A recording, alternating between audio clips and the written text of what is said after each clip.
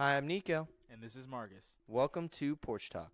Porch Talk. This was so much fun, Nico. Oh, man.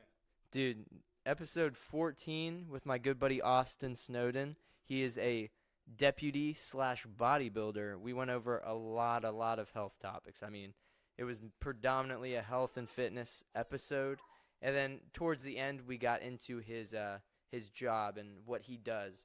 And overall, one of my favorite episodes. I know I say that a lot, but this top two for sure, next to the anxiety and depression one. So without further ado, give it a listen. Austin Snowden, how you doing, buddy? I'm doing good, man. How are you, Nico? How was the drive here? It was a long one, man. It was a really long one. We're talking 45 minutes to an hour of getting here. So where are you at? I'm in Eaton, just east kind of Richmond, Indiana. So. Okay, yeah. I know Eaton very well, actually. I know a lot of people from Eaton. Let's start with your background, man. Where'd you grow up? What do you? Okay. Maybe we should go on our background. Okay. How do we know each other, Nico? All right, we could do that. How do we know each other? We met in, I think it was biology. No, it was I physics. think it was physics. Physics, yeah. Physics with Miss. I don't remember her name. We've had so many professors, but the cool thing was, Nico, nobody really knows this because Nico doesn't want to brag on himself, but Nico's very intelligent. So when Nico starts getting good grades, Austin looks at that and says, if I need help, I'm going to go to Nico. And luckily, we were sitting right next to each other and then realized, obviously, that we have this fitness background, man, and we definitely connected on that aspect. Austin's a smart man. That's what you got to do. Find that guy who's getting better grades than you. Right. Hey, what's up? That's right. So well, suddenly you see what you got in common. Now you got a buddy. Right, yeah. right. Now I have hopefully a lifelong friend in hand. Oh, yeah, for sure, man. We still need to link up and go to the gym, man. I've been thinking man. about that. When you messaged me to do this podcast, I was like, all right, now we actually have to go work out together. Right. And that's the thing, man. I love meeting new people, and I love being able to have this because it seems like everybody has their own like training style. When you want to look at it, everybody has his own training style, and you know you're into this MMA type of high cardiovascular intense training. I've been more known on the bodybuilding side of things and did powerlifting and stuff like that. So I guess I'll talk more so on my background first before people are like listening, like, dude, what is going on right now? So my background is I've been doing bodybuilding since I was 18. I'm 24 years old. So I'm 6 years into this, and I will be going into 7 years here within 2 months. But competition-wise, because I know I can tell you're wondering. The competition-wise, I compete about every other year. You know, Okay. I graduated 155 pounds, man, so I wasn't really the biggest guy in the world. But, you know, when you're in high school, you're like, man, I'm going to work out. I need to get ladies. Yeah. You know, that's, like that. Hey, that's the goal. Yeah, like I got to impress women. But honestly, it seemed like, you know, every year I'd be able to gain about 10 pounds, and I'm on this eight plan, you know, I guess 8 meal plan a day. So we're looking 8 meals a day. I'm spending a lot of money. Yeah. But How is it, like, getting all those meals in? Is it hard? I mean, you know, when I'm prepping, you know, typically a prep we're looking at anywhere from anything from 12 to 16 weeks. So 12 to 16 weeks of constantly eating 8 meals, you know, is a rough time for me. Yeah, man, rough on your toilet. Yeah. There's that too. But you know, the cool thing was seeing that constant, I guess, progress. Yeah. And being able to gain 10 pounds a year, you know, to some people may be like, man, that's a lot. Not really, man. When you want to look at monthly, we're looking especially if you want to break it down to weekly. Well, you know, we're looking at maybe 0.2 pounds a week. And that's a lot of meals to be hammering in, you know. Just gaining even that days you're not 0.2. even training, you know. And we're constantly eating, we're constantly spending money, and that's the thing. When you want to look at price for every time I would compete, we're probably talking easily $1,000. Damn, that's a lot just to compete in one competition. Yeah. So it's definitely time consuming, expensive, but the goal for me was always, let's be better than you were before. Dude, that's So- a good motto to live by, man. Right. And the cool thing was I got to see that transformation, and I think you've even seen a transformation for yourself. Mm-hmm. So you get to kind of work with the training, mix it up, meet new people, feed off of their energy, feed off their knowledge, and just keep adding and kind of building to your resume. Really just building your sculpture that you're trying to build. Yeah, man. I was like you, only I started sophomore year Mhm. training, and when I started to train, I did the bodybuilding-esque Right. style. I was about $125, $110, Mm-hmm. and me and my buddy were like, "Hey, let's go to the gym every day for as long as we can." Right. We did that for 2 years, and then we got injured, and we're like, "All right, let's take a week off, Right, and let's right. replan this." Isn't that amazing? An injury happens, and you're like, I think we need to reevaluate Yeah, I things. think maybe going balls to the wall every Yeah. day for 2 years Yeah. straight isn't Yeah. a good idea. It just takes one tore groin to change the mind. Mine was change the the shoulder. mindset. Yeah, Mine was that's rotator. a rough one too. Yeah. That's a rough one too. I But- went through a lot of injuries, so I mean, we're talking Yeah, what are you doing? torn quadriceps, torn strained pecs. I mean, I've done my number, man. How'd you get the torn quads? Doing squats. And Really? Yeah. So I used to do weight. I did some powerlifting back in high school. We actually had a weight training course, and during that, during this time, I was probably 145 pounds, and I'm squatting like 300 pounds. So Mhm. I'm doing That was double me. my body weight. And when I got down, I think I was doing literally 315. And when I got down right at 90 degrees, and which those of you that don't know, it's parallel, is what we like to call that.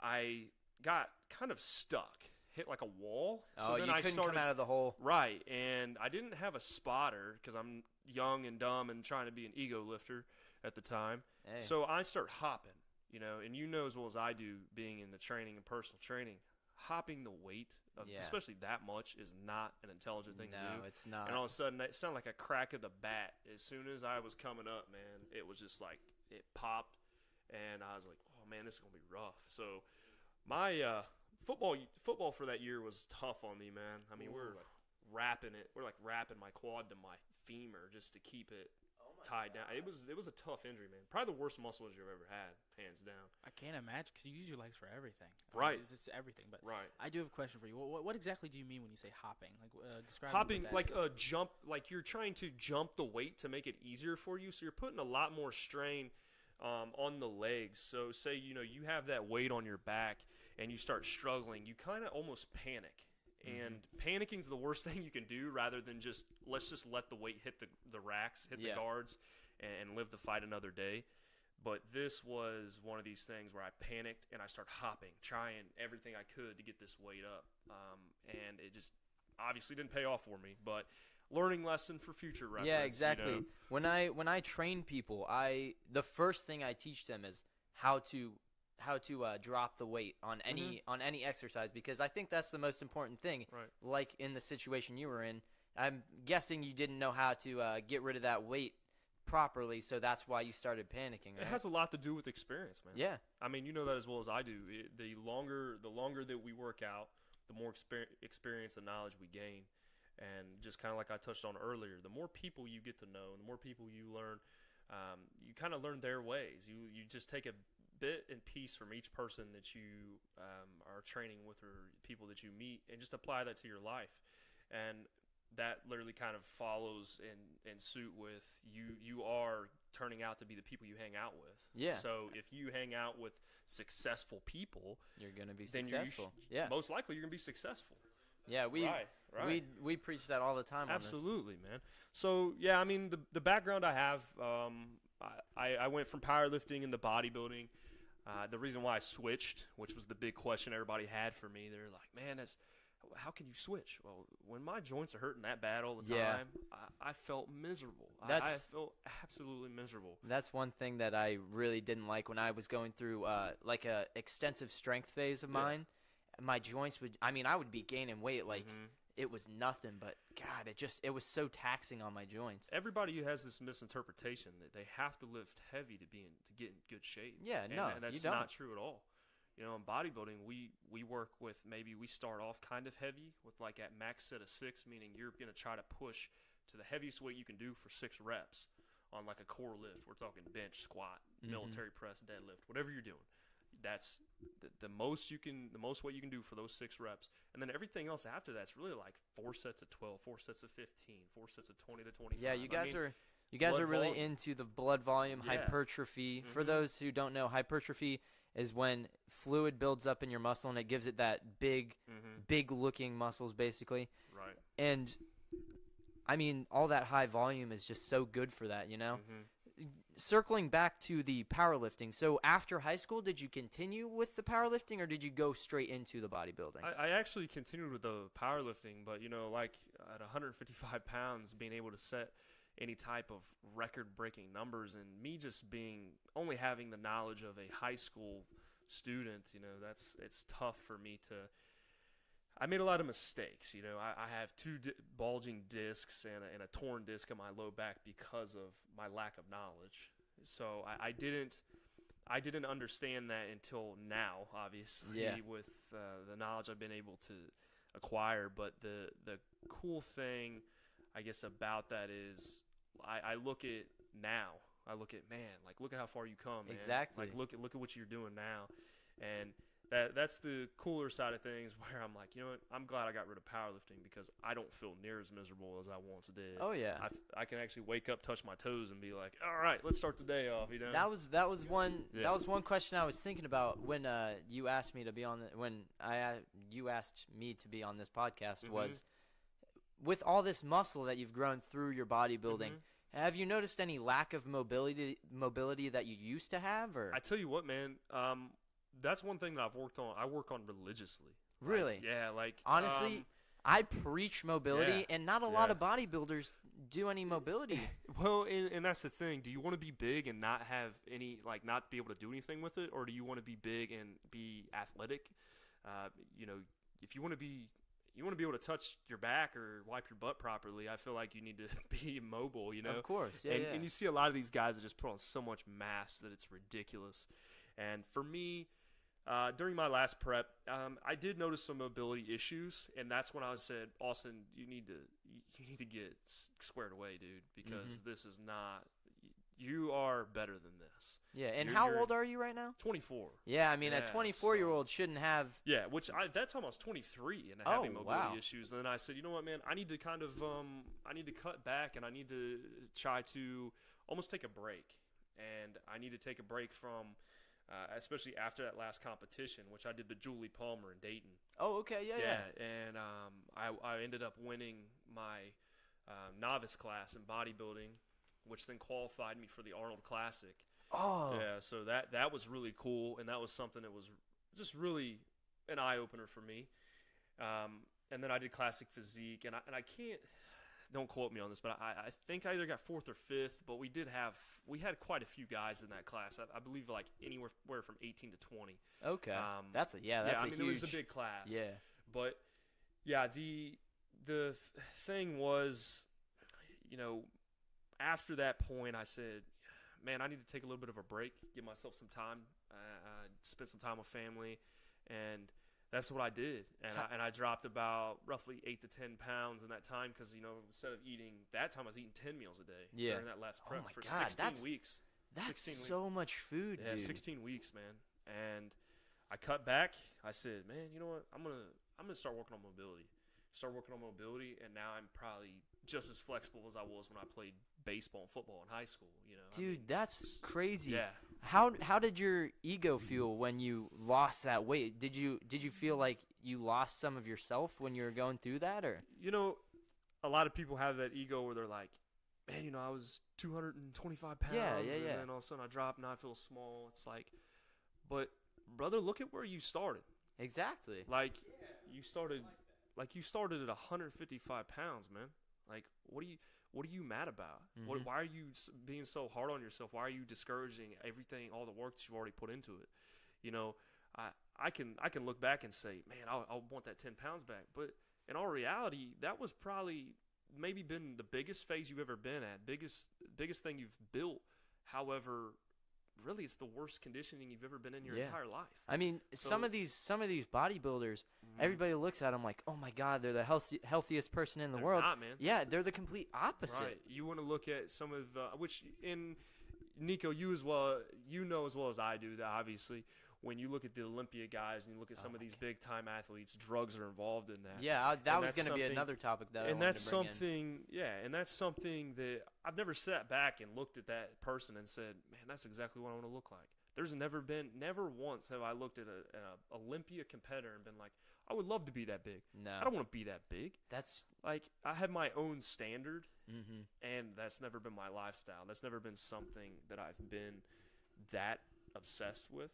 Because you almost feel like it's controlling at that point. Like, you let something control you that bad, you got a whole nother, that's a whole nother force to be reckoned with. Right. Man. It's like passion just gone wild. Like I don't even know how to describe it. How would you describe that energy? Well, and the thing is, I don't know personally how that energy is, but I would imagine it's got to be pretty crazy or pretty, I guess, in a positive way for these guys because they keep doing it. Yeah. So, I mean, don't get me wrong, I love the fitness industry and I love what I do, and I'm very passionate about what I do, but never will I ever turn that direction and say, yeah, man, this is how I want to live my life.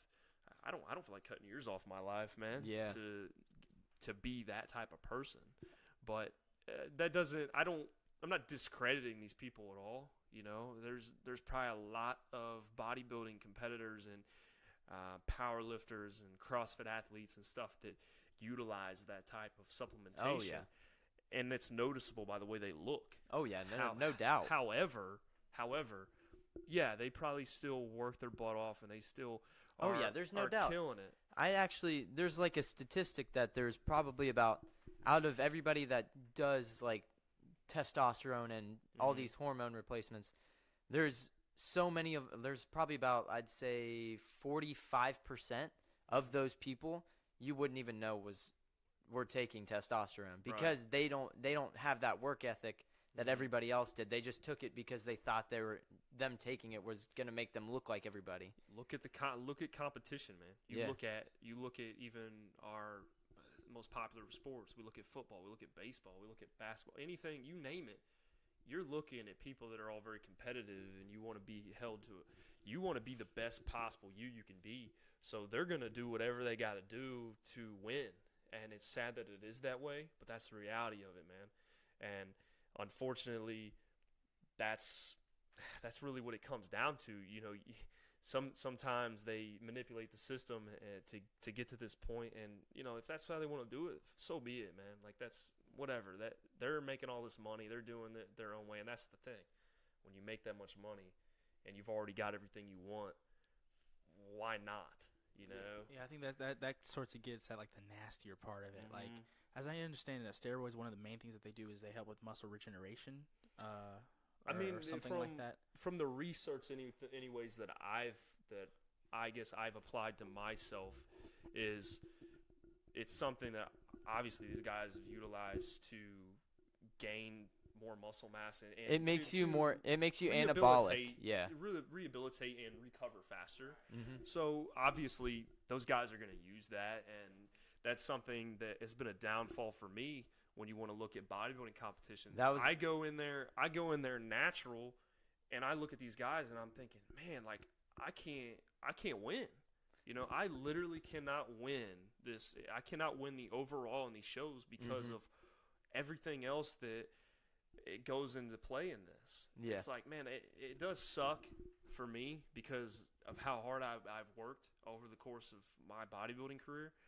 And that's something that I don't know that I'll ever get over because I guess I just haven't got to that point, nor do I ever want to get to that point. But it's like, you know what? I'm satisfied. It goes back to look where you came from. Yeah, exactly. Go back to your roots, brother. And going back to helping to answer your question, when you take steroids, it makes you anabolic 24/7. So what anabolic means, it is protein synthesis, and protein synthesis is the act of building muscle. So you're basically building muscle sitting on the couch, basically. And especially in the bodybuilding community, I mean, why wouldn't you? If you're trying to get as big as possible and as shredded and like just big, Well, for example, they say, hey, Nico, hey, Marcus, you win the show, you get $1 million, and you are You win the show, you get $1 million, and you get this giant trophy to show everybody you're the king. Okay, yeah, sign me up. I mean, that's literally what it is. I mean, they put a prize amount in front of your face. They say, "Can you reach it? Now dance." Yeah. You know, and that is kind of something I want to touch on too. The fitness industry as a whole. Don't get me wrong. I do enjoy the fitness industry. However, this is a ugly face with a very pretty mask. Yeah. Okay. Oh, trust me, I've been preaching that. Yeah, for it really years. is. So my advice to anybody that wants to get into the fitness industry, you're looking for sponsorships, you're looking for results, nutrition, and stuff. Understand, the vast majority of people that you look at on social media, there's so many filters and so many things that are going to affect. I mean, I'm just guilty for using filters. However, I'm always going to be true to myself, and Yeah. I always want to look at. Did you come to my Instagram page, especially Instagram because I utilize it a lot? Did you come to my Instagram page and leave better than what you did when you initially came there?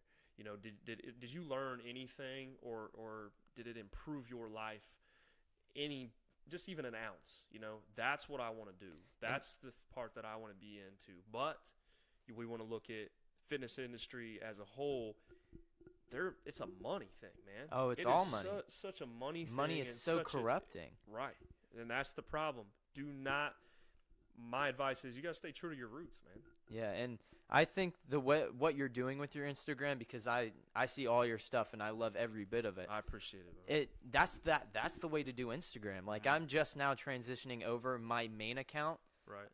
to be more knowledgeable to help other people, because I had a fitness account for a while. I should keep going with it, but I'm making excuses. You know how that goes. And I need to do it. But doing the fresh start, I mean, you look at, I probably had my building. Instagram for years. Yeah. You were talking 10 plus years, and, you know, I've got, now I have quite a few followers, and that's something I'm extremely appreciative and super thankful for, the fact that people want to follow me and take appreciation for what I'm doing. And that means the world to me, because I'd have never thought in my whole entire life that would have ever happened. Yeah, and But the thing with your Instagram, restarting would be brutal. Yeah, it was, and that's why I think I stopped. Yeah. But in staying on your Instagram, not only do you have a very good following, they're also so interactive to your Instagram page. Like, you were doing a drawing for what, free personal training for a week? Yeah, so I like to give back, and I think that if we had more of that in this world, we would be better off. You know, if we continue to give back and just keep showing that love to the community and keep showing love to others, I feel like we'll obviously prosper and we'll succeed as a group of people.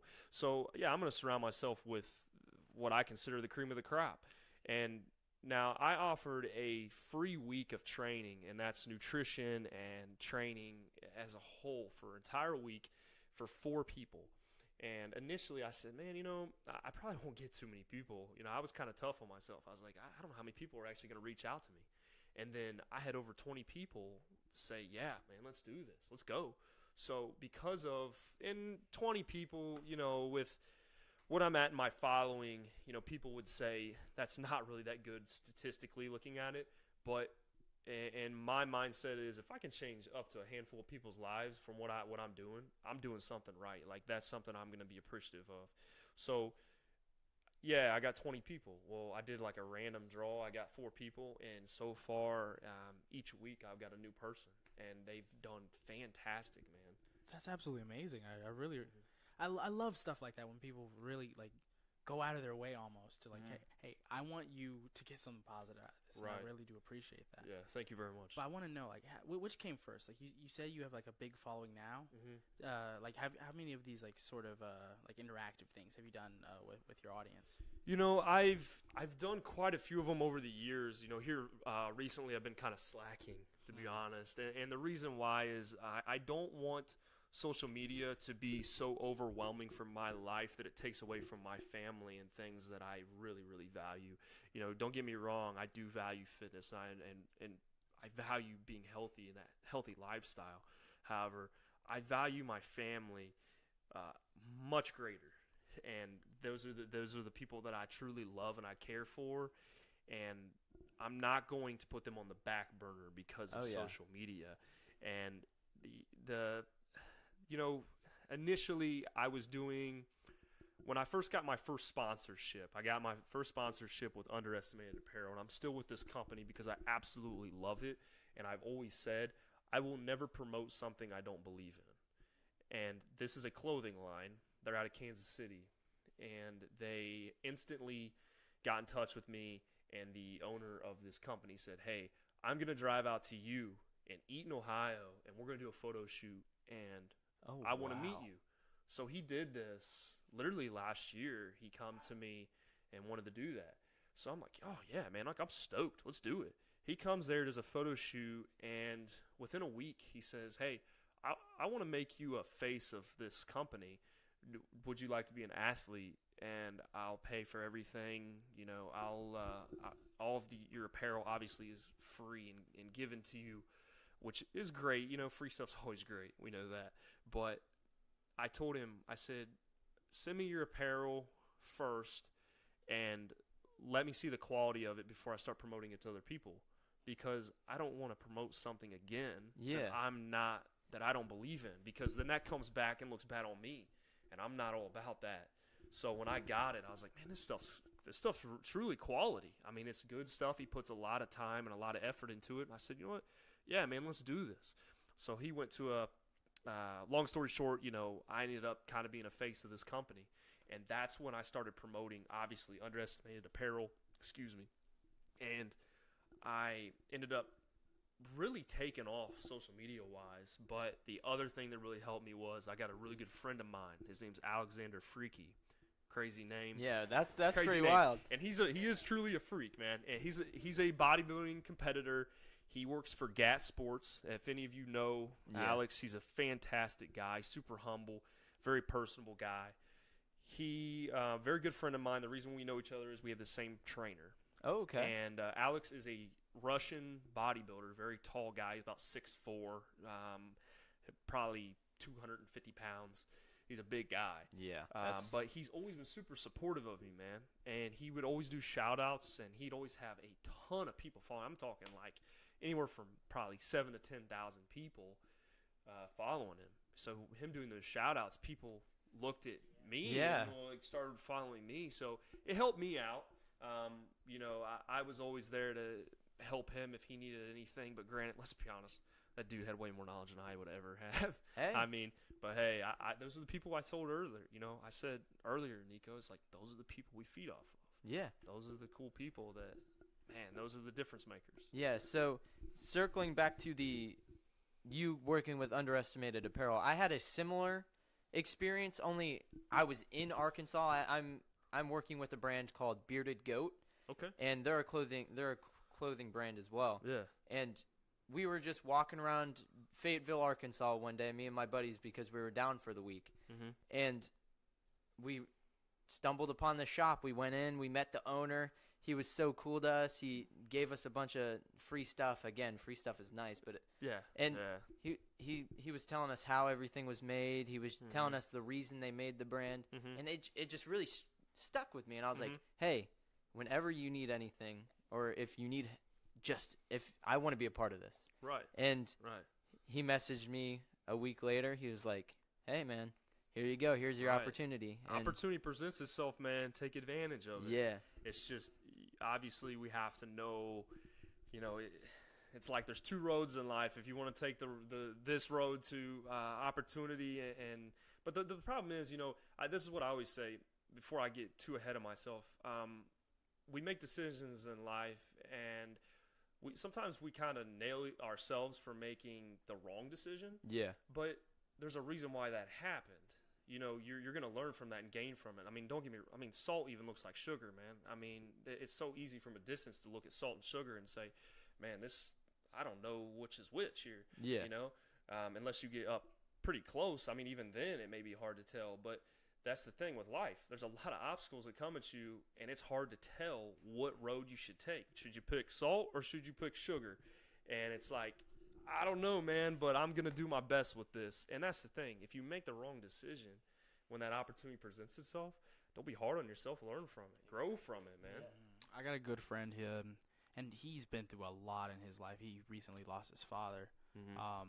And oh, good Lord, that's rough, man. It is that's rough. tough. I could never. I can't even imagine going through process. that. Yeah. I know, man. Jeez. But he told me recently that he believes that there's no such thing as a bad thing in life. And considering that he had gone through this, I was like, whoa, like explain to me what you mean, man. And it's essentially that, right? What you just said there. The lessons that you learn from everything that you're involved in. Right. The lessons that you learn are so much more important, and they can have so much more impact than any quote unquote bad thing ever could have. Right. And golly, when you walk with that in life, yeah. I mean, that's, man, that's a tough situation in itself. I can't, I would never want to lose a parent. Oh yeah. And what's this guy's name? His name's Tom. Tom. Well, Tom, I'm extremely sorry to hear that, buddy. That's tough, and that is extremely manly, I guess. I don't know how to really say this, but that's extremely grown up, mature. Yeah, absolutely, Nico. Good job. Yeah, so it is. It's extremely mature for that to have that approach, because not a lot of people have that approach. Oh yeah, I mean, a lot of people, they're like, it's almost like you ask somebody, hey man, how's work going? Oh, same old day, living the dream. It's like, man, why can't you? If you had a positive approach to every day you came into work, I bet you people would feed off of that. Oh, yeah. I bet you other people would have positive. I have a story about that. Yeah. When it was the second job I ever worked at, it was Marion's Pizza over here in Inglewood. And every day I'd walk in, I'd be like, hey guys, you guys having a fantastic day? I was just getting super hyped up for everybody. I always was saying how fantastic they're everything probably jazzed is. to see you, and man. They literally told me when I turned in my 2 weeks, they're like, dude, like you're the heart of this company right now. I'm like, it's just the positivity you spread, man. It definitely is. It not only improves though your quality of life, but it's improving others' quality of life. Yeah. And you want to look at, you don't dread going into work every day, man, and neither do they, because they're like, I love being around this guy. Yeah. And that's, like I said earlier, if we had more love and compassion like that and more positivity, man, we would not have these issues that you come across in life.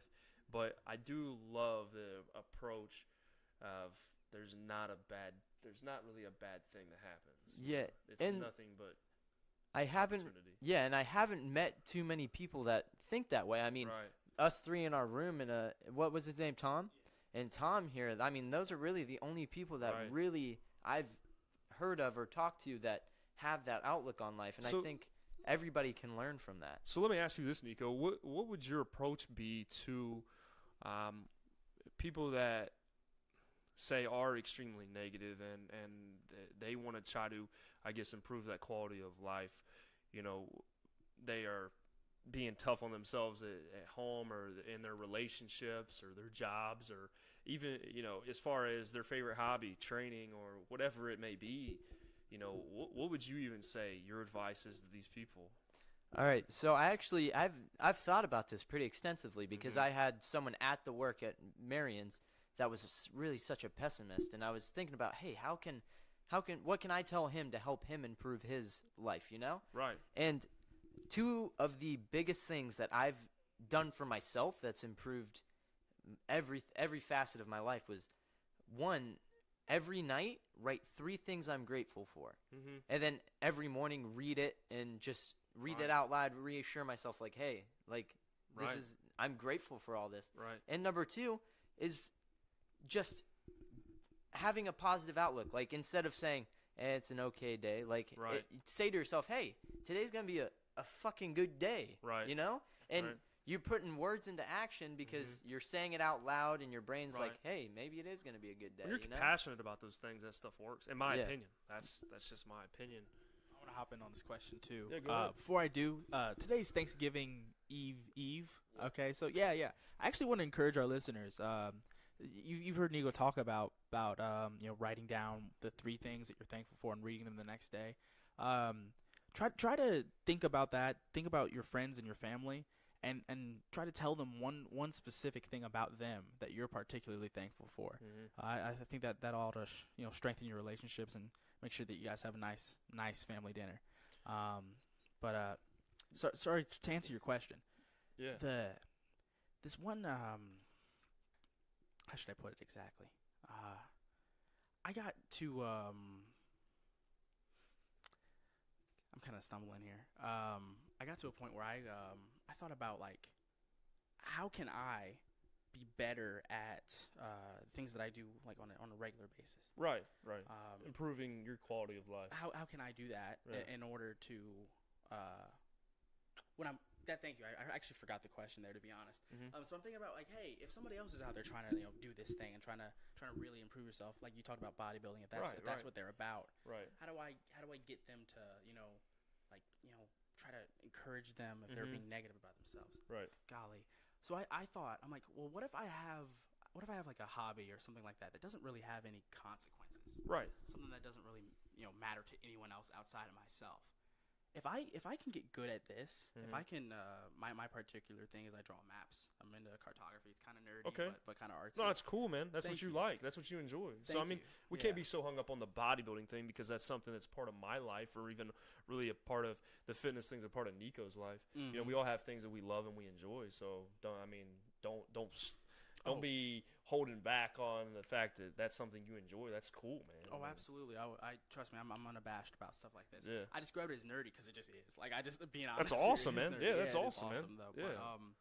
But, I discovered that if I can find out how I can just really hone in on this and really focus on it and sort of perfect it in a way. Right. If I can take that same ethic, that same like, hey, I just got to look at it and look at these lines here and look at the shading and look at the coloring. Right. If I can take that same ethic of what little details can I apply to this to make it better. Right. If you can do that with your little hobby, whatever it is, right, and then just apply that to the rest of the things in life, you won't have to be so hard on yourself or so stressed out about everything anymore. What you will start to notice about and care about is at my job we're closing up for the night. I got to make sure everything's clean. Well, there's a little spot right there, Maybe if I can buff that out, right, I can make this place. So really let me shine. ask you this though, Marcus, just real quick. Do you have a religious background? Like, do you have a religious a faith? I mean, I don't want to get too controversial or try to really end up with a debate, but I'm always hung up on the religious type of thing because I hold a religious background as a Christian, and it's something that holds a lot of value for me in life because of the things I've went through. And I'm kind of just curious. You speak so highly of having this good quality in life and being so kind of almost OCD about what you do, and that's cool, man, because that's the same way I am. You almost want to perfect things so well. You really want to just make sure you're on top of stuff. Well, I definitely do. With my family, we went to a church, Maranatha Church of God. We stopped going when I was fairly young, but certainly not too young that I didn't get the values and get a lot of the lessons and things like that. We switched from that. We started reading the Bible as a family at home every Sunday, and that slowly did fade. But my faith hasn't. Okay. Recently, I'll take a couple Saturdays and even depending on the church, some Sundays, and I'll visit some churches here or there. I go with my girlfriend. She's Catholic. I go with my girlfriend to church from time to time. Yeah, man. I mean, and that's the thing. I'm not by any means trying to push any type of religion, and I never agreed with pushing religion onto people. We all have our own lives to live, and I'm never going to be that person where it's like, you need to get right with Jesus. It's like, look, man, if you come to me and ask me for my opinion on Christianity or just religion as a whole, I'll give you my opinion on it, but I'm not going to be the person to say you're doing things wrong in life because you're not being right in church, you're not attending. Look, man, life's too short to be like that towards people. It makes people feel bad, and just let them live their life, man, and be grateful for the people that are around you. Yeah, you're right. And you know what? Like, even when you just asked me that question, that's where my mind went. I went to, well, crap, when's the last time I done been to church? Right. But one thing that I know to be true, and I just know this, the way that I feel, Christianity or at least religion in general is about your relationship with the things that you believe in. Absolutely. So for me, Christianity is my relationship with God and my relationship with Jesus. Now that said, there are a number of other things I could do. I could get involved with some community things Right. going on in community that I think would be good. But I try to do things like this. I try Right. to, hand out as much knowledge as I can, help people Yeah. with their ideas if I can. Absolutely, man. And I think that, and you said OCD. I like to think of it as severing the wheat from the chaff. That's a bit of a Okay. bit of a All right. phrasing there for you. All right. I gotta look at the things that I'm doing, and I gotta be introspective, and I gotta be vocal, and I gotta talk with myself and with my friends about it, and right. say like, "Hey, I'm noticing this problem with me. Help me reason out what can I do? You know, because Right. two brains are better than one. Right. But It's yeah, funny. yeah. This is supposed to be a podcast with me, but I'm questioning you guys. But this is the Hey, thing, man. dude, Like, I love this. Is what I Right, love about right. this, man. Well, we can and do that's anything. the thing, man. That's what I like about doing this type of stuff. It's like it's not just about me. You know, it's about you guys too. Like, I like to get to know, like I said earlier, I like to get to know other people, and I like to kind of fill out and see what the background is. The last thing I want to do, obviously, is offend anybody, of anything course, like yeah, yeah. that. However, I do like to, and especially for your guys' benefit. I mean, you look at your listeners. Your listeners want to know more about you guys, Yeah. and kind of get like a background there. So, I guess, hey, man, Nico, what's your religious background, brother? Well, I was born and raised a Catholic. Okay. I went to Catholic school all up until probably 6th grade. I've fallen off with the church just because, in my opinion, you don't need the church to have a good relationship with God, you know? Mhm. So I've sort of been on this spiritual journey for the last probably 3 or 4 years Mhm. of trying to figure out what I really believe, whether it's Christianity, Catholic, Judaism, any of that. And I've been studying a lot of religions. And what I've noticed is that, I mean, they all speak the same thing, just different words. Right. And And that's the thing. I'm not trying to cut you off there, but that's you made a really good point. And when you started bringing up other, I guess, religious backgrounds, you look at Catholic, you look at Christian, you look at all these different, I guess, how do you want to put it? Different belief Ideas? systems. Yeah, ideas, beliefs. Yeah. So you want to look at that. Really, that's something I've always been really confused about. We're all revolving it around one thing, and Yeah. that one thing is God, Jesus, and the higher being. right, the Yeah. higher being, right. So whatever whatever your belief is, when it all comes down to it, we're really revolving it around that one idea. Yeah. It's like your difference between, I'm not gonna try to get political because I don't do politics, man. And Hey, that's me something I neither. can't That's all stand. him. That's Yeah, all yeah, him. Yeah. We'll leave that to Marcus. But this is the thing, man. I do not do politics, and I don't even discuss it. But this is truly what it reminds me of. Your Republicans, Democrats, Independents. It's like all of your different beliefs as Yeah. a political system. Mm-hmm. You have all these different categories for religion, and it's all like, it's this way. No, it's this way. No, it's this way. It's like, man. But we're all looking at one idea. Yeah. We're all looking at one thing, but we're all just disagreeing. And it's like, why are we causing so much hostility around here? I man? know. You know? Well, again, not to be political, Yeah. but I think that was the goal of it. Yeah. Was yeah. to split It people. keeps tensions heavy, Yeah. my man. It Hey. keeps tensions heavy. But I'm gonna hey. leave the Yeah, politics yeah, there. Yeah, we're done. Oh, Marcus grabs the mic now.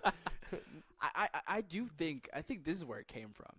Not religion in itself. I think religion in itself it can be a good thing. I think what it is it's like, I think that this is what the best person should be like, or something like that. Like that's in Christianity, that's what Jesus is supposed to be. And a lot of religions have that. You have Buddha. And I guess what religion is it's trying to convince people of that and trying to walk forward in a moral way. It's hard to tell. Like you can Right. tell in hindsight which way was forward and which way is backward, so to speak. Well, but that's difficult. I really think that it was people trying to be better and try Right. to help people. and I definitely agree. I agree with that. Yeah, absolutely. But I'll tell you this: something that a lot of people don't know about me is my religious background. Honestly, about I'd say 2 to 2.5 years ago, was not very strong, and I questioned a lot about myself. I questioned a lot about others. I questioned a lot about religion in general because I dealt with some tough times, and I just was like, it wasn't a depression thing by any means, but it was more or less just like trying to figure out who I was. Yeah, you were And- lost. Yeah, I was very lost, and it's almost like I blamed the negativity in my life strictly on God because, like I said, I have a strong beliefs. I had the belief in that, but as far as like me saying like, man, why would you let this happen to me? Why are you letting this happen to me, man? Like if you're real, why are you letting this happen? So I'll cut from that till last year. So we're going to look at September. I'll make this kind of quick, and we can kind of jump onto my profession as a job profession. Last September of last year, you know, a week before I had an accident, I was at church that Sunday, and I took a big step, and I said, you know what? I'm going to do this not only for myself, but I feel like it's the right thing to do. They asked for everybody to come to the altar. It was a Christian-based church. It was in Monroe. And the asking of Jesus Christ to come into your heart and lead the way, lead the path for you, and you want to be a follower. I did that, and I walked away. I felt really good about myself. Pastor came to me, and he said, Austin, don't think because you did this, things are going to get any easier. Things are actually going to get harder for you because this negativity is going to be really pulling at you. It's going to be a test of who you really are. And I'm thinking, you know, me being who I am, I'm like, man, what? Like, what is going on now, right? Like, man, this is crazy. A week later, I'm working at an event through, I'm a deputy sheriff, so we'll cut into that after this. And I was directing traffic at this event, and I had got crushed between two vehicles. And I had almost lost my leg and almost my life in this accident because I had compartment syndrome. So through compartment syndrome, those that are not familiar with this, it's a crush injury. There's a molecule that gets released in the bloodstream, which the rest of your body and your organs have to filtrate out. The only way you can do that is obviously by peeing that out of your body. So my liver and kidneys took a huge hit. I was in the Dayton hospital for 6 days, and halfway through that, you know, we have what we call a CK level, creatinine and kinase level in your kidneys. And the average level is 400. Mine was about 4,000. So I'm in kidney failure at this point, which is called rhabdomyolysis. It's a deteriorating, it's an attack on all the muscle tissue along with your kidneys, and it's a very rough, very, very tough situation for me. Now, by keeping the leg and not having it amputated, you keep that molecule in the bloodstream. You get rid of the leg, the molecule goes with it, and you don't have to worry about it. Now, obviously, I want to keep my leg, and the doctors told me, hey, we can keep it. We feel like we can keep it. So they went ahead and went through it, and my pastor came in, like my third day when we found out how bad the levels were, and they said, you know, doc come in and said, Austin, you know, we have blood donors lined up if we need to do a kidney transplant, but also we don't have a kidney donor. So that's when things kind of soaked in for me, and I was like, man, like this is real. Yeah, this is real. You know, I had family coming in and visiting me because worst case scenario, obviously, we're going to have to be planning funeral arrangements on something so simple to me in my mind. And I remember telling my mom, saying, you know, I honestly feel like I'm dying. Like, I feel horrible. This is the worst I had ever felt in my entire life. And I felt so depleted. Somebody that can bench over 400 pounds that absolutely can barely even pick up a cup to drink water out of at this point. You know, that's a huge difference, drastic man. difference, yeah. And pastor came in, and he did a little prayer for me, and I was very appreciative of that. And the very next day, my CK level went down 400. So I went from 4,000 to 3,600. It's a little small step, and he had said, you know, give this time, and we're going to keep praying for healing. I'm like, all right, cool. Like, I appreciate the pastor coming out here anyway, you know. Very next day, I dropped down 1,500. Oh, wow. And that doesn't just do that.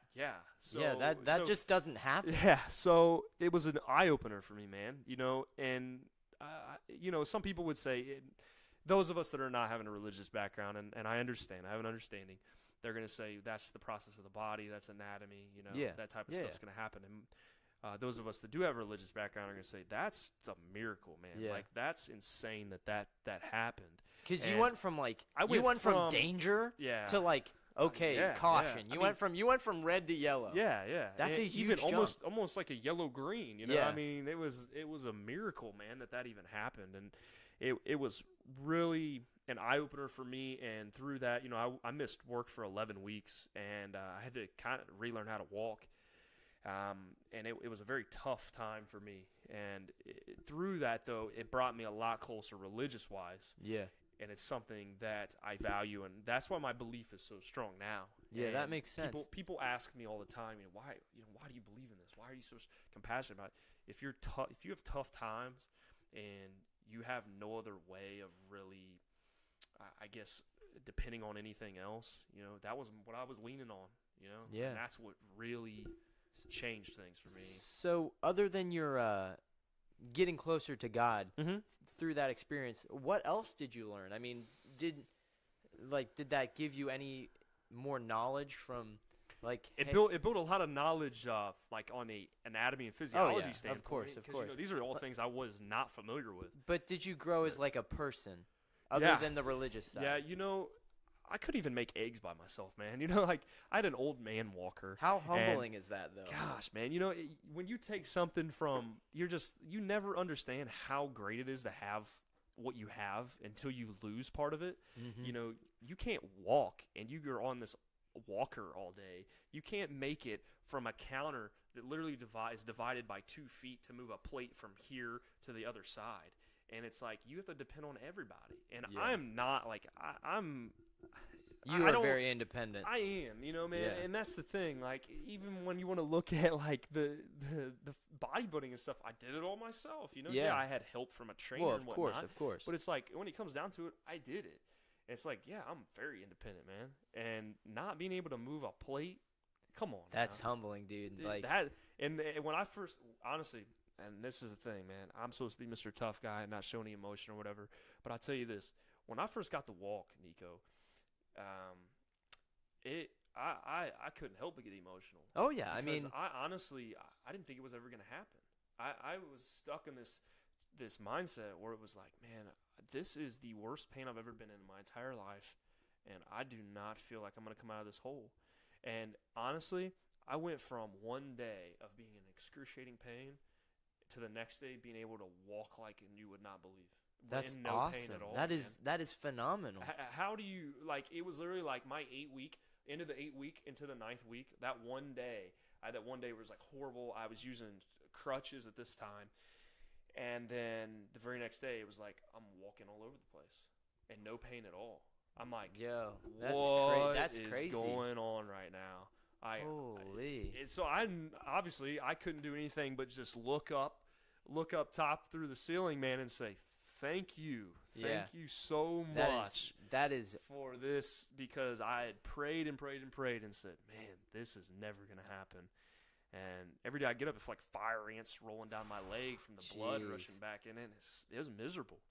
But yeah, man, it was an eye opener. I grew a lot from it. I'm extremely grateful, extremely blessed to be here in this Yeah. time, especially with you guys. And honestly, time that I'm here, so. we're glad to have you right now, Yeah. man.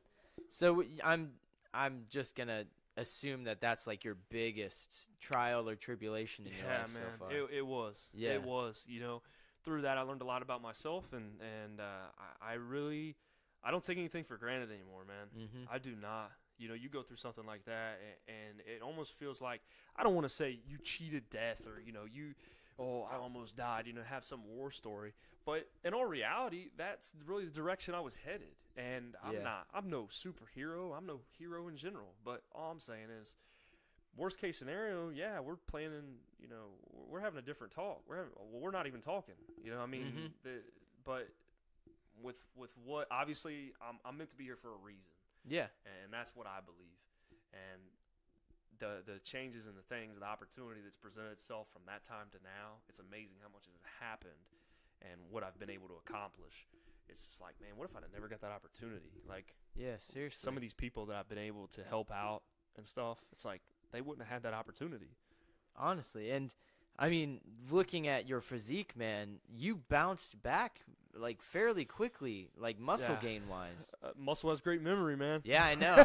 Hey, that's so true, man. Yeah, honestly. yeah. I mean, So I have two quick questions Okay. on the bodybuilding side of you, okay, and then we can get into your job description. okay. So, was there anybody that was like a big influencer on you, and what has been your biggest accomplishment in bodybuilding? Okay, so my biggest and my biggest person that's been an influencer, definitely my trainer. His name is Shane Wyka, and that's someone that I will forever be grateful for, forever be blessed to have along my side throughout this whole entire process. He's been with me for 6 years, and here recently we've been kind of we haven't been able to really reach out and talk to each other too much just because he kind of tackled another job and I've been occupied with mine. But that's somebody I give a lot of credit to because there's a lot of stuff. I would say 80% of what I gained was from him. And Oh, wow. So we're talking a significant amount. Yeah, that is a lot. You know, I give him 80% of the success that I've had, and the other 10% I'll give to 10 to 15% I would give probably to me doing what I've done, me, the nutrition, the training, me applying myself. The other 5% would be the rest of the people that have played that factor and really kind of been a staple to my success. That's not to say, and that's not to discredit the people saying, oh, only 5%, man, that's not much. No, 5% when you want to look at almost The 7 whole- years, yeah, that's the quite grand a bit, scheme of man. thing. It Yeah. really is. But you want to look at somebody that's been there with me through thick and thin, man. When I'm in the middle of bodybuilding prep, I'm a week out and I'm saying, man, I'm panicking. Like, I'm not leaning out like I should. I don't know what I'm doing. Like, I'm freaking out. And he's like, hey, calm down. Like, chill out, bro. It's not – I've done this many times. I mean, he's worked with people for 20-plus years. Oh, wow. So he knows what he's doing. Yeah, for sure. Now, biggest achievement. Like I mentioned earlier, last year I had the Julie Palmer in Dayton, and I've done the show twice. My first one was at the Tricky Jackson in Lexington, Kentucky. I did that one at 19 years old. I won my teens division, and then I got third place in my men's open bodybuilding.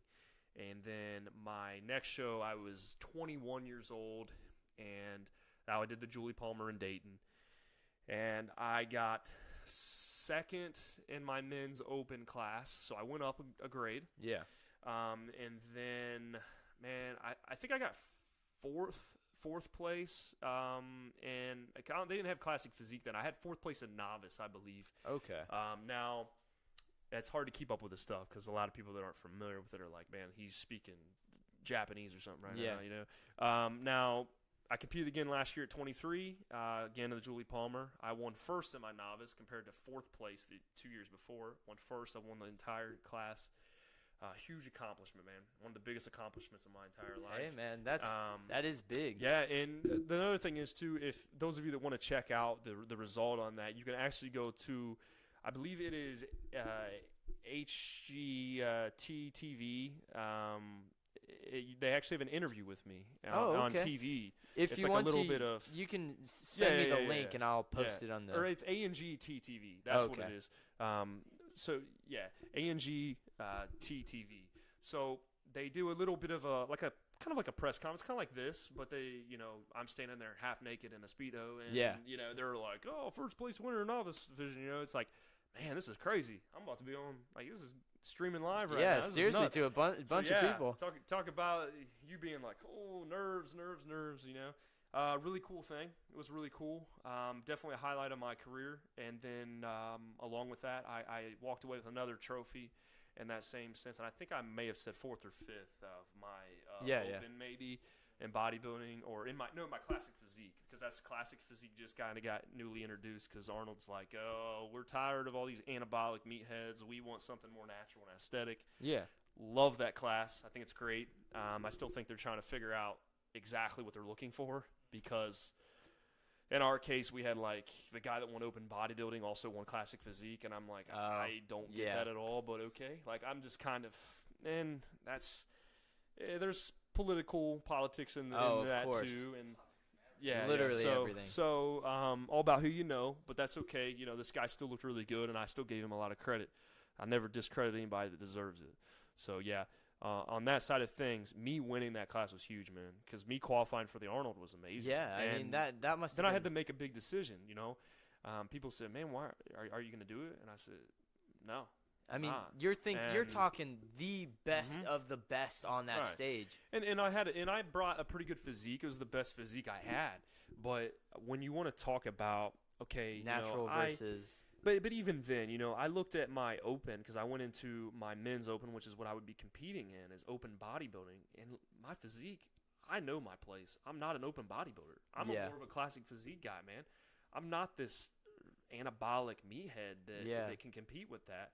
And I'm not about to go up there and you know, spend all this money just to get up there and walk out and be like, man, I just spent all this money just to get up on that stage and flex a little bit. Like, that's the thing. If you're ever going to compete, know your place. Yeah. Know what you're good for. You know, don't go in there and be like, oh, I'm going in the men's open bodybuilding. You're not built for that. If you're built for physique, or you're built for classic physique, or you're built for open bodybuilding, know your place. Don't shoot for something that you have there's no foundation built there for you. So don't even attempt that. Go for understand where you should be, and go for that goal. If you get bigger as the years go, then shoot for the next one. I think too many people get caught up in that. Yeah, I mean, that makes sense. And again, they just want to get that rush of being on that bigger stage and in front of all those people. It's insane, you know? man. Oh, It's I bet. insane. There's hundreds of people out there. So yeah, it's I think that's what captivates me so much. The adrenaline and like everybody cheering and stuff. It's like, man, this is cool. You kind of you feel important for once in your life right then, man. Yeah, man. But kind of like you're saying, like don't let the perfect be the enemy of the good. Yeah. You know, like if you can do something good and that's great, you Mhm. should go out there and get after it, and that rush will be great. Right. You know, but I don't know. I guess the bigger stage. I think that's what it is. The bigger stage, just so much more. A lot of alluring, people man. are scared to jump to that. You know, a lot of people look at any type of, even in, you know, you want to obtain a certain physique, or I'm not a competitor. You know, Austin's talking a lot about competing in this podcast. It's not all about competing, guys. Nah, It's I mean, not. You know, when I first started, it was I'm gonna set my own goals. yeah. And I'm gonna say, this is, you know, if you're listening to this and you're into weight loss, or you're into just A really healthy just, lifestyle, yeah, healthy yeah. lifestyle. Like the best advice I can give you is do the research, reach out to any one of us, Mm-hmm. Nico, especially myself. I know, reach out to us. Feel free to reach out and know that we're here for you guys. Oh yeah, You for know, sure. We're love here to giving help out you, free stuff. and and that's the thing. You know, we're granted. You know, we don't want to be taken advantage of. Oh, and of course. People come to us and want a whole 16-week prep for free or Yeah, anything no. like that. But if you have questions, reach out to us, because that's what we're here for. But we are here to help you achieve your goals if that's something you're interested in, and if it's something that you're scared of doing, and you are like on a flip of a coin 50-50 in this. That's a sign to do it. Of course. Like, So don't question it. Just do it. Take the step. Come to us. Let us help you out. the only way to grow is to be uncomfortable. You cannot Absolutely. grow and be comfortable. You know, And- and I want to mention something too. I listened to, I don't know how familiar are you guys with Eric Thomas, inspirational, Oh. motivational speaker. I Eric Thomas, literally listen to him all the right, time. #1 most motivational speaker in the entire world. Eric Thomas is somebody that grew up in Detroit, was eating out of trash cans. He had a really tough lifestyle, and he's someone that I truly look up to, and he inspires me daily. Oh, and there's honestly, one thing that he had mentioned. If you guys haven't had the chance, look him up on YouTube, and you'll find out exactly what I'm talking about. You'll walk away feeling like the best possible person you've ever felt in your entire life, because he really opens your eyes. And the one thing he said was, and this is something I literally repeat to myself every single day since I've heard this, was sometimes we have to do the things in life that we don't want to do in order to be successful. Yeah. So that applies to so many things in life. That applies to studying for a test. I don't want to even Yeah. study for a test, but if I don't, You're going like, to fail. yeah, I'm going to fail. So sometimes I have to study for it to succeed, to be successful. Sometimes I don't want to go to this job interview, and I really don't want to dress up and look nice, but in order for me to be successful and get this job, I have to do that. You know, I don't really want to put in the time for the training and the nutrition, or go from training to go into the store to get groceries. It's just too much work, man. It's too much for me to do that. But in order for you to succeed in what you want, your goal, that's what you have to do. You have to do it. You're wasting your time if you don't do the things that are making you uncomfortable. Those are the things. Oh man, I don't want to do this. I don't want to do this. Just do it, man. Yeah, and Do it. keeping on Eric Thomas, 2 years ago, right before my son, like probably 6 months before, or actually 9 months, like right when my girlfriend got pregnant, I was like, hey, I'm not going to be able to go to the gym in the afternoon. I'm going to have to figure out something. Right. So I was like, I have a great idea. Why don't I just wake up at 4 in the morning? So from that day, the next morning, I would wake up and my alarm would be Eric Thomas. Yeah. And he would be the person that got me. He Right. was single-handedly the person that He's got me such- through the first month of that. And now I wake up at 4 every Such day. an inspiration, man. Yeah. Such I an literally inspiration. wake up at 4 every day because of Yeah. him. Such an inspiration, man. Absolutely. I couldn't agree anymore. And that's somebody that, like I said, that's somebody that if you guys don't know who that is, please take the time out of your day to Look him up. Look him up. Seriously. And give that opportunity to really change your mindset. Because talk about mindfulness. Whew, man. I mean, he He's- dishes it out. He is and the definition. that ends and you just say, wow. Like, Yeah. Whew, this is crazy. But yeah, I guess the next step for us to go is Your job, the man. job, man. All right. So I got a couple questions for this. So first off, you are a deputy in Eaton or Dayton?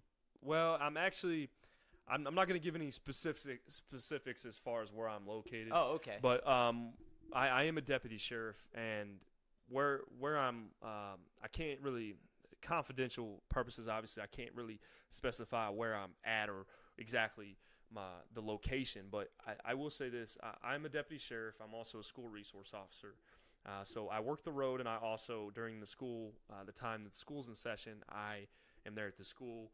You know, I'm there to be the shield and armor, as you will, for the school in case of worst case scenario, and God forbid that ever happen. But I'll promise you this, man, I built the rapport that I built with these kids, and the how grateful and blessed I am to be in the situation I am right now. Oh, I bet. You know, I'd take a bullet for every one of these kids. I mean, this is something that has completely changed my life, and it's something I'm going to kind of even push back to my religion side of things.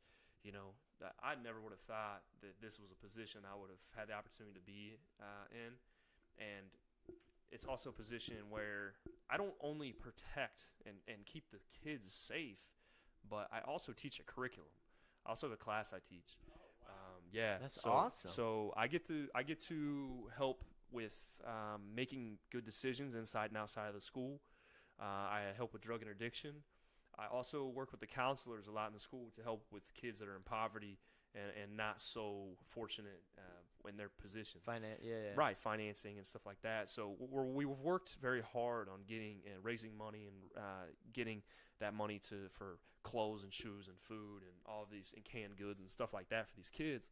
I have K through 12, so I've got a lot of kids. Oh, wow. Yeah, I got You're a lot of kids. You're the Yeah. whole academic. Yeah, so I have a lot of kids, and the cool thing is the younger kids treat me like I'm Batman. Yeah. You know, they are all about it, and I've actually introduced what I call the high five rule, and that means when they come in to see me in the morning, they got to say good morning and give me a high five. So you can imagine how much hand sanitizer yeah. I'm using Oh, in the wow. morning. So you yeah, get not only do you get to protect these kids that, God forbid, they Right. could be in danger at one Mhm. point, but you also get to teach them these awesome, valuable lessons, Right. and you get to make that bond that I feel like I have with my son, Right. especially those kindergartners. Right. I mean, that must be an amazing experience for you. And I'll tell you guys, you know, initially when I first got there, you know, these kids are really walking on eggshells around me because it's, you know, there's a cop in the Yeah. school, and it's something that they're like, oh man, this is weird. We never had this before. This is the first time we've ever had this, and I knew then that I had to make a difference. I had to take a stance, and I had to show them I'm an approachable person, and I'm here for them. I'm here to support them. And initially, I called them students, but now, man, 3 to 4 months into this, I'm like, these are my kids. Yeah. You know, and that just shows how the bond has changed. Oh yeah. And how things have shifted. You know, I'm more familiar with names. I'm more familiar with these kids, and I'm having so many kids come to me and approach me and ask me questions and ask me advice on life and things of that nature. It's like you don't understand how cool of an opportunity that is until it presents itself. It just goes to show you, you know, as a police officer, you know, I never went into this trying to make situations worse for people. Of course, you know, yeah. Regardless of what incident I was on, whether it be a traffic stop, a domestic, whatever it is, I was never there to say, how can I make this person's life absolutely miserable? You know, I wanted to be the person to help them. I wanted to be the person. What can I do to help you with this situation? What can I do to not take somebody to jail? You know, what can I do to really just get to the best possible outcome as possible? I mean, it never once. And, you know, in this generation, we have these race issues and ethnicity issues and all this stuff. And it's like, man, I've never once had I sat here or even looked at a call and showed up to a call and ever singled anybody out for that. And the thing is, I have friends of all ethnicities, all races, of course. and stuff. Yeah. It's like, it just shows, you know, if there is one situation that gets brought up on the news, it's like, man, we're all paying for this. Of course. And it's like, and that was the big I'm question. telling you, man, the vast majority of the people that I work with, I'm telling you, great people, single-handedly great people, some of the best people we ever meet. And we go to work with positive attitudes, and when we get there, we want to make the situation as good as we possibly can. And, you know, I've had stops where I could have cited people, and because of their demeanor was so good to me, and they were so nice to me during that traffic stop, they were let go. They were let with a warning. And it's like, not every time you get pulled over or any time you have any type of interaction with law enforcement is it going to be bad for you. Exactly. That was my big demeanor. question. Yeah, It's your because demeanor. with everything that's happened, Right. this is like my core question. Out of everything that's happened with the police and all the crap they've been getting, how is it now, like, approaching people? Do they have that different outlook, like, oh, he's gonna be racist to me, or oh, I'm gonna be? I mean, you get those handful of people, I guess. You know. So it's not like as prevalent as I think. Well, you know, honestly, Nico, the thing is now it's still not the easiest, I guess, job title or profession to get into because of what you deal with. But I'm not going to sit here and want sympathy or empathy because of it, because I chose this lifestyle. Oh, of course. It's what I chose to do. Yeah. But what people are lacking is understanding that I chose this lifestyle because I want to help people. I took an oath to protect and serve and give back to the community. That's what I want to do, and that's what I've been doing, and that's what I'm going to continue to do. I'm not going to let somebody else change my demeanor and really just ruin the day for them and ruin it for me. Like, there's no reason for that. You control that. You know, event happens, you respond to it. Yeah. There's your outcome. Okay, it's like, I don't know if you've ever heard of the R factor, but that's really the background of it. An event happens, you respond either good, above the line, or below the line, and then you have your outcome. Okay. So you have to choose what you're going to do. And I've had situations where they responded below the line, I responded above the line, and still had a positive outcome. Because if I start down here, I have all this room to work. You know, I have all this room to give. But if I start so intense and so negative at the top, I don't have much room till I hit the ceiling. Yeah. You know, we don't have time for that, and that's not what I'm here for. And I think that's what people are misconstruing is, and what doesn't help is, you know, for example, you know, Nico and Marcus, you guys have one bad outing with a police officer. There's probably a good chance the next time you have any type of experience with law enforcement, you're probably going to be a little biased on that. Yeah. Because you're going to say, oh, man, I ain't all about this. You know, the police this isn't my lifestyle. You know, this is not, I'm not a fan of law enforcement because of one bad outing. Yeah. That's what works against us, you know. And then, you know, we really just try to do the best possible job we can do, you know, and it is tough right now because of the news doesn't help. Yeah. But it's still something that I look forward to going to and doing my job. That's awesome, man. And I got one last question, then I am done and Marcus can take over because I know he's got a bunch of. He's them a in his steward brain. over here. Yeah, He's stewing. he is. Anyway, so what have you learned from going through the process of becoming a police officer and you being in the force now, and what from bodybuilding did you take over to help you with being a police officer? Well, I guess I'll touch on the last one first. Bodybuilding helped me with, obviously, if you want to get into altercation, it's not something that I abuse. It's not like a use of force thing where I'm going to muscle through these guys or I'm going to abuse my power. It's never been something like that, but it's me wanting to be physically fit enough to, if I get attacked or something goes downhill, that I can at least defend myself. And I can have some sort of athleticism to either chase people or, like I said, if you're in a fight, man, you want to make sure you want to do everything you can to try to win that fight. That's something that obviously has been a big benefit to me.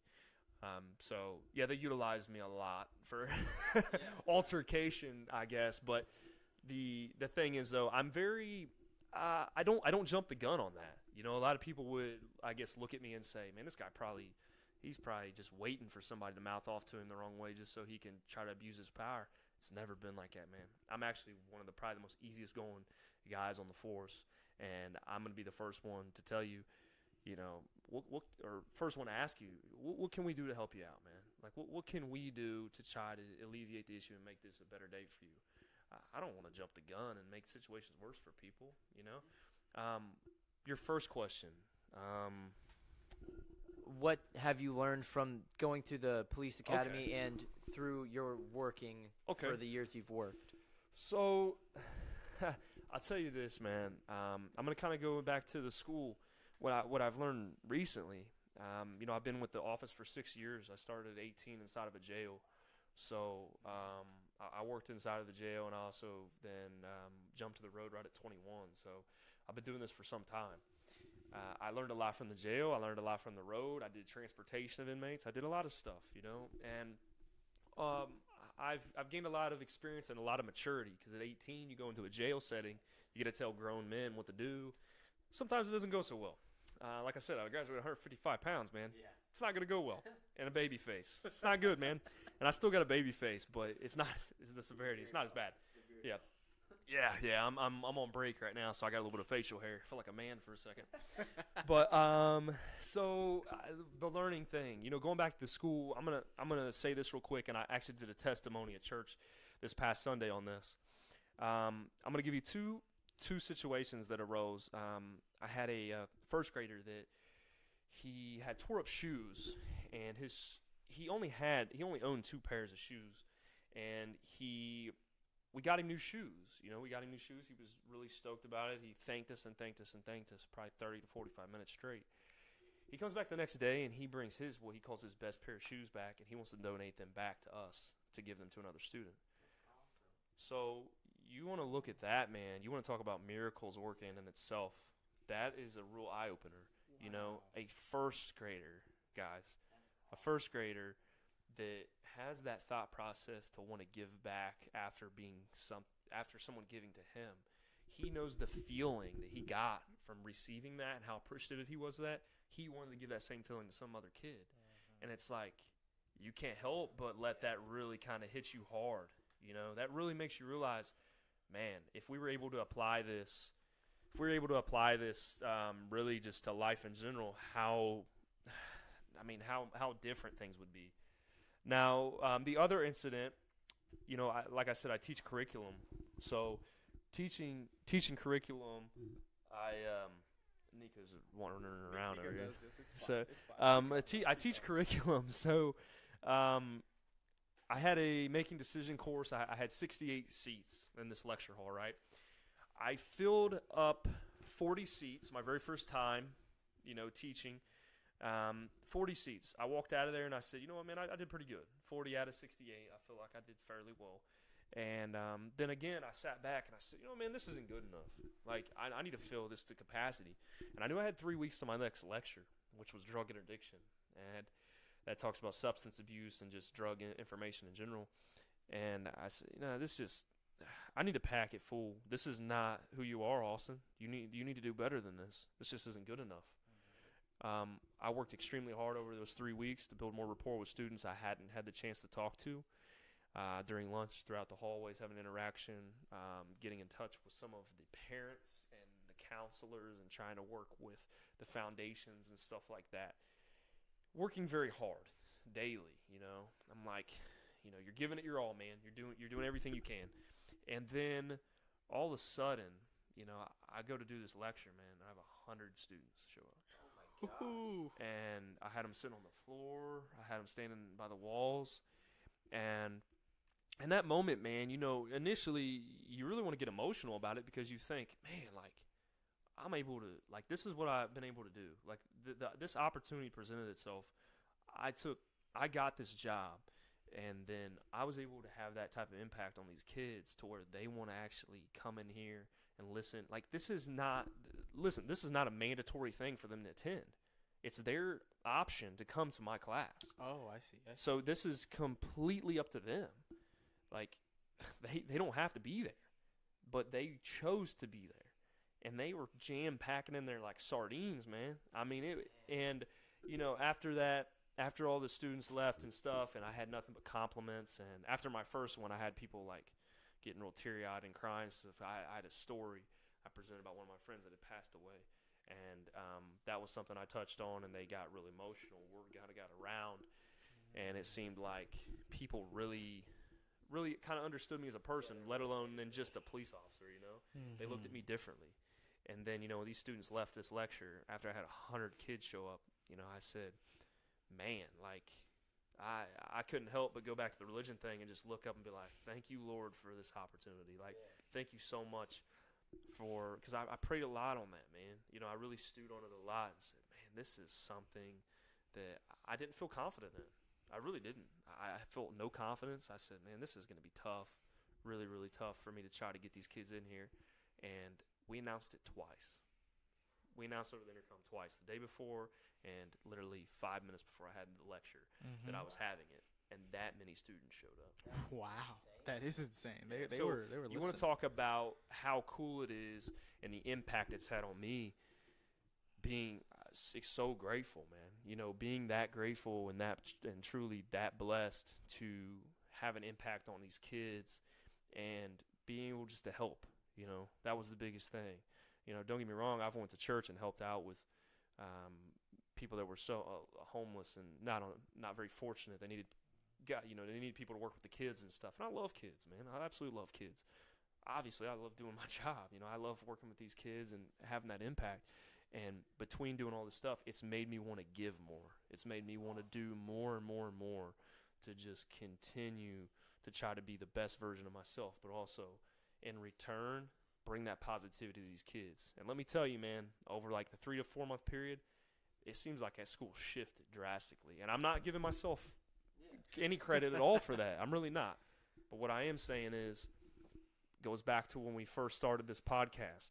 If you're able to bring this positivity and this positive mindset, man, you can change lives. Yeah, man. You truly can. So, yeah, that's the positive side of things, man. Something that's really, really cool. I love it there. I do have 2 more questions, but okay. That was a great place, I think, to end this. Yeah. I think that was a really good place to end. So, yeah, go ahead, man. All right, so I'll give you as much time as you need. Plug whatever you want, man. I don't care. I'll send me links after this is done. And so, what do you got? What are you plugging? Plugging what? I mean, what are we talking about? Your Instagram. Okay. Underestimated apparel. Okay, so we'll go ahead. My Instagram tagger is actually Austin_Snowden_fit. My last name is spelled Snowden. You can find me. I have one of my pictures actually that Underestimated took during our photo shoot as my profile picture. And again, we'll have this all linked in the description. Fair warning though, I don't have it just open. You have to request to follow me. The reason why, obviously, I'm a school resource officer, guys. I cannot just have these kids running rogue and following me and causing issues for me. So I have to be smart, okay? So that's something that I don't. Those DMs, man. You gotta watch those DMs. Yeah.